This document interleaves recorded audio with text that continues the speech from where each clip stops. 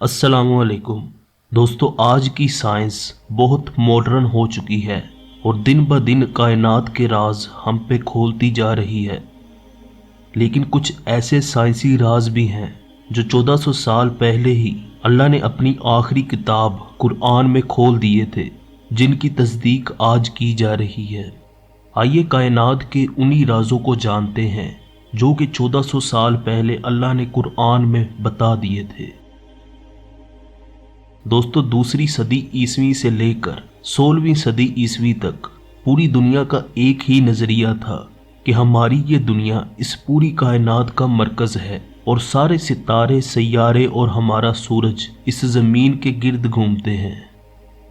इस थ्योरी को theory of जियोसेंट्रिज्म कहा जाता था और ये थ्योरी तब तक सही मानी जाती रही जब तक कि 16वीं सदी में निकोलस कोपरनिकस नामी एक माहिर फल्कियात ने एक नई थ्योरी पेश नहीं कर दी थी, जिसे थ्योरी ऑफ हेलियोसेंट्रिक कहा जाता है।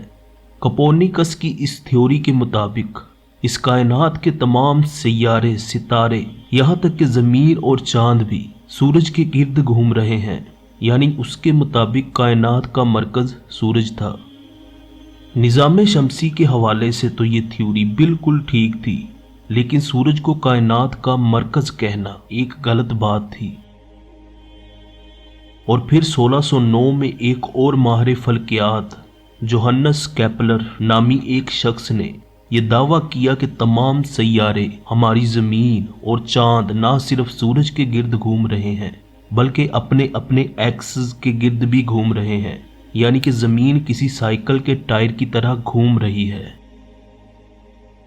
दोस्तों, आज से 28 साल पहले स्कूल में साइंस की किताबों में यह पढ़ाया जाता था कि इस सोलर सिस्टम के सारे प्लैनेट्स अपने एक्सिस के गिर्द घूम रहे हैं, लेकिन सूरज बिल्कुल भी अपने एक्सिस के गिर्द नहीं घूमता, बल्कि सूरज एक साकिन सितारा है।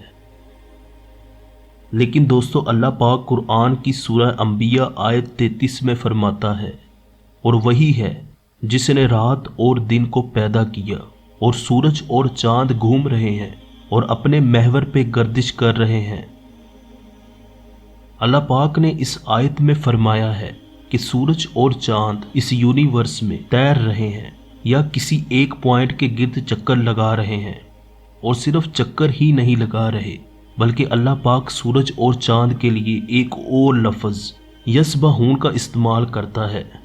यसबहून अरबी लफ्ज़ सबहा से निकला है और सबहा लफ्ज़ किसी भी हरकत में आने वाले जिस्म को बयान करता है।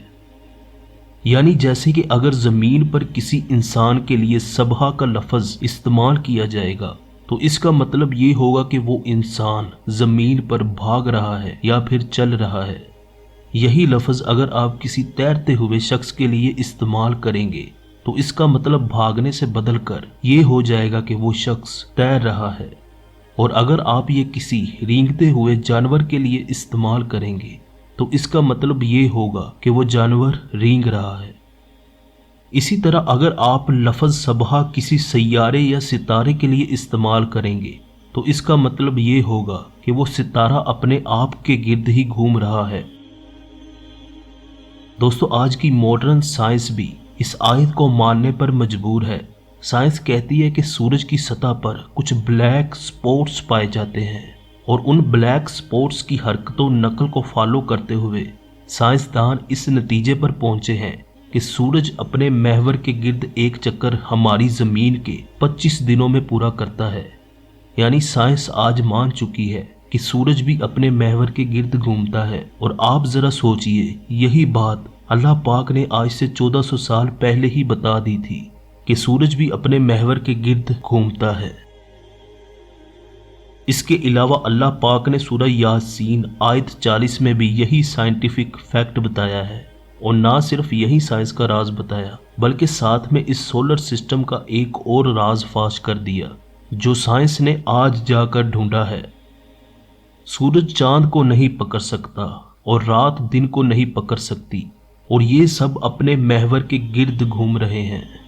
दोस्तों, इस आयत के शुरू में अल्लाह पाक ने साफ साफ फरमा दिया है कि सूरज और चांद कभी एक दूसरे के साथ टकरा नहीं सकते, क्योंकि ये सभी अपने अपने मदार में घूम रहे हैं। اور اس کے بعد پھر اللہ نے بتا دیا کہ سورج اپنے محور کے گرد گھوم رہا ہے۔ دوستو، جو بات سائنس آج ڈھونڈ رہی ہے، اس وقت یہ بات بتانے والا کون تھا جب اس دنیا میں سائنس کا کوئی وجود ہی نہیں تھا؟ بے شک میرے اللہ نے ہمارے رسول تک یہ بات پہنچائی، اور ہمارے رسول صلی اللہ علیہ وآلہ وسلم نے قرآن کی شکل میں ہمارے تک یہ بات پہنچائی۔ تو آج کی ویڈیو میں اتنا ہی تھا۔ امید کرتا ہوں کہ آپ کے علم میں اضافہ ہوا ہوگا۔ اگر ویڈیو اچھی لگی ہو تو اسے لائک کر دیں اور چینل کو سبسکرائب کر کے بیل آئیکن کو ضرور پریس کر دیں، اس طرح کی مزید لیٹسٹ ویڈیوز سب سے پہلے دیکھنے کے لیے۔ اللہ حافظ۔